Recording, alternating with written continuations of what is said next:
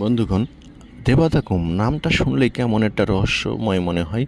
তবে জায়গাটা দেখতেও তেমনই রহস্যময়, তবে অনেক সুন্দর এবং খুবই মনোমুগ্ধকর পরিবেশ।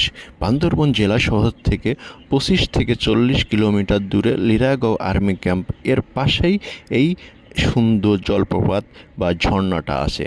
এখানে আসতে হলে আপনাকে লিরাগাঁও আর্মি ক্যাম্পে এসে আপনার পাসপোর্ট বা এনআইডি কার্ড জমা দিয়ে আরও কিছু লিপিবদ্ধ করে তারপরে আপনাকে একজন গাইড নিয়ে এই লোকেশনে আসতে হবে। এখানে এই জায়গাটা অনেক ভয়ঙ্কর উঁচু নিচু রাস্তা আছে, যেগুলো বর্ষাকালে আসতে হলে খুবই কষ্টকর। আমরা গিয়েছিলাম শুকনা মৌসুমে, নভেম্বর ডিসেম্বর।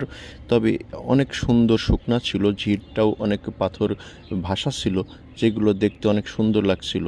আমরা এখানে অনেক ছবি উঠাইছিলাম এবং উপর দিয়ে হেঁটে গেছিলাম।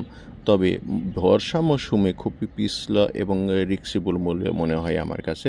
তবে বর্ষার সময় খুবই সাবধানতার সহিত অবলম্বন করতে হবে আসলে। আর এই জায়গাটা কখনো আপনি একা একা কোথাও ঘুরতে যাবেন না, বা একা একা কোথাও কারোর সাথে মিশতে যাবেন না। বিশেষ করে চাকমাদের খাবার তো খাওয়াই যাবে না। আমার কাছে জায়গাটা খুবই ভালো লাগছে। আপনাদের কাছে কেমন লাগছে অবশ্যই কমেন্টে জানাই যাবেন।